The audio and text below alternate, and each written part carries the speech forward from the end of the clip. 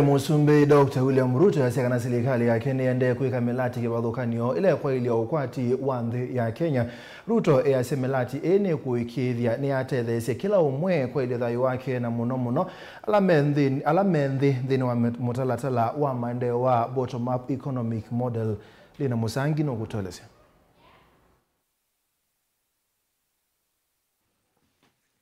Onene ya State House kuhusu chathini cha uvingo mvango wa Maendee wa serikali wa mwaka wa 2023 nginya 2024 ulani mwaka wa mvango wa Vision 2030.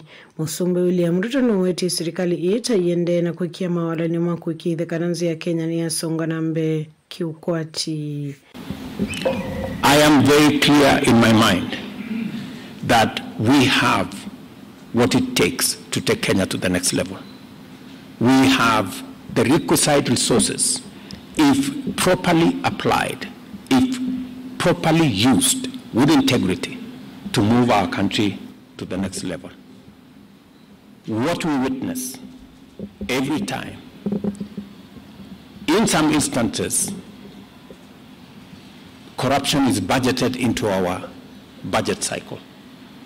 People budget things that they know will not go to the people of Kenya.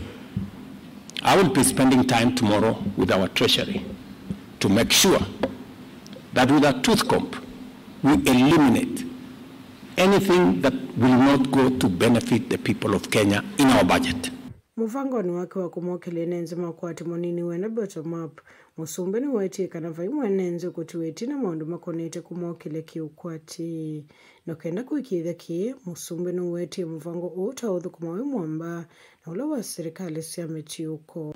The tragedy that we have is that even those who go and challenge government policy in our courts, you cannot believe it, that after they have obtained stays and they have obtained injunctions against government policy, whether it is housing, whether it is our universal health coverage plan, they have the audacity, they have the temerity to come and look for government officials and tell them, if you talk to us nicely, we are going to remove the injunction.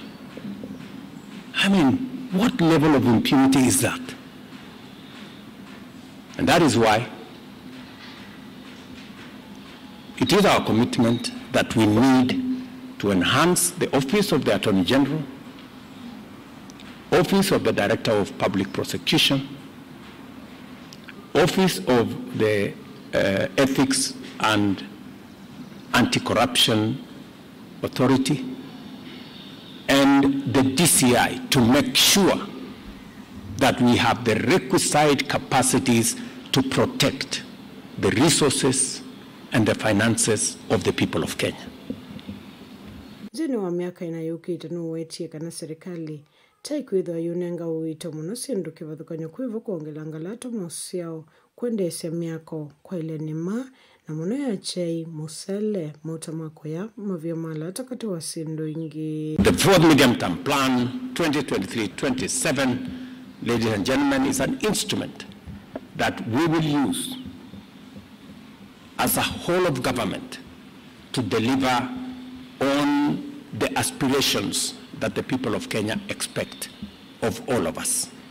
I want to urge every member of the executive, members of the legislature, friends in the judiciary, to work collaboratively, to work together, build synergy, to make sure that we deliver on this plan, knowing very well that all of us are serving the Kenyan people.